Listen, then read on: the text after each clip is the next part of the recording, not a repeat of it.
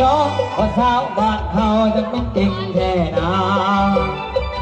พิจนาบ่ได้เราไปเฮียนก็เก่ง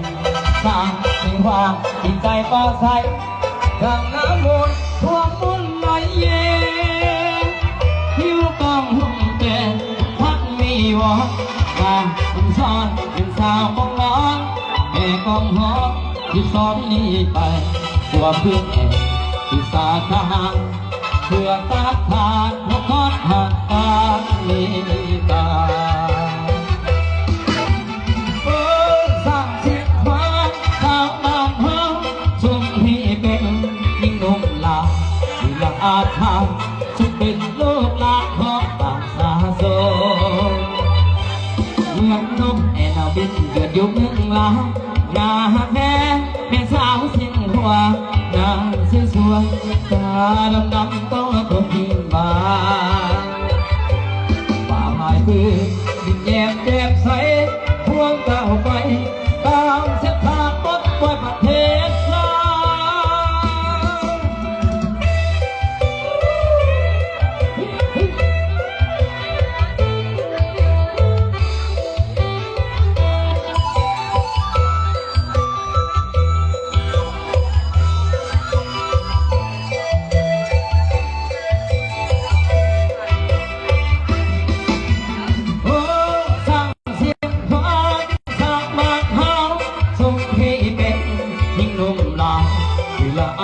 ว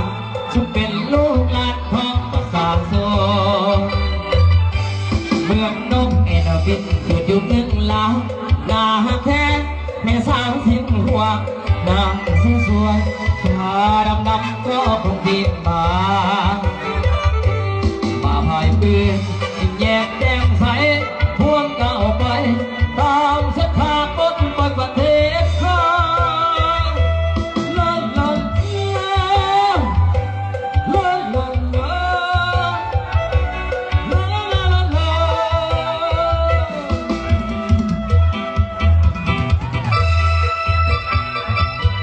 สาวผู้ไทยสาวผู้ไทย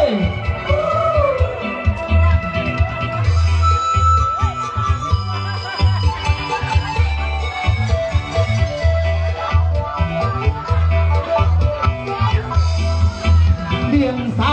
ออกไม่สาครับไม่มายังผู้สาวบางผู้ไทยมาคำคุณความเก่าเป็นที่ของเก่าและของเก่าผู้ไทย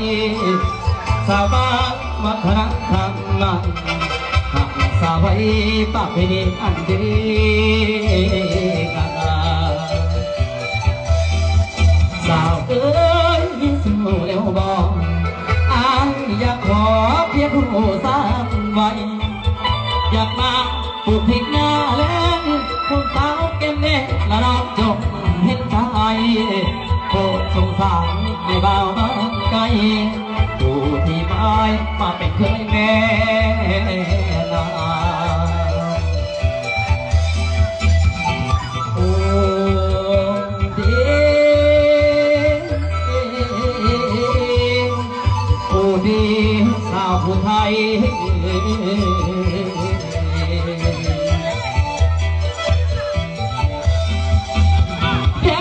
สาวผู้ไทยนะเนาะให้ระบบนอตาจับไว้กินเกลือดังลาไก่เพื่อน้ำ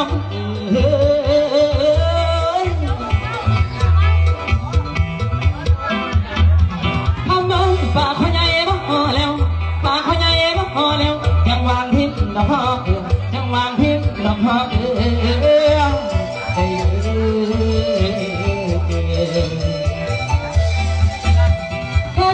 สาวผู้ไทยนะไอ้ระบบหน้าตาเนี่ยเอาไปซ้อมไปทำอาผู้งาม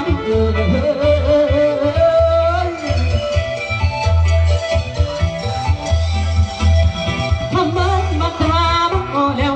บัตราบัตรแล้วจะมันอายให้หากินจะมันพิมพ์ให้หาเอง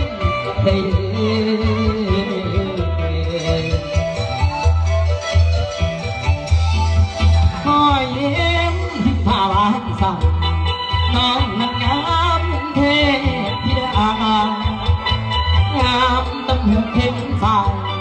มางามล่องสาวผู้ไทยคนสายอมดินที่มีเสือน้ำทำน้องลำอายอยากหาเป็นเคยพบไทย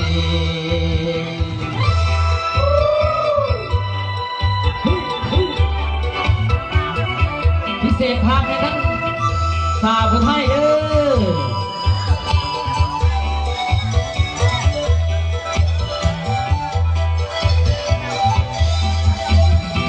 โอ้เดนโอ้เดสาวผู้ไทย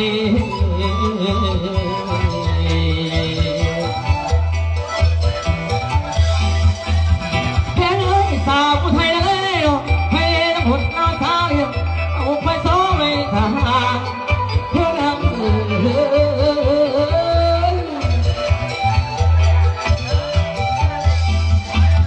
ทำไมมันจะมาพอแล้วมันมาพอแล้วจังหวะได้ให้ห้ากินจังมาพิมให้ห้ากินได้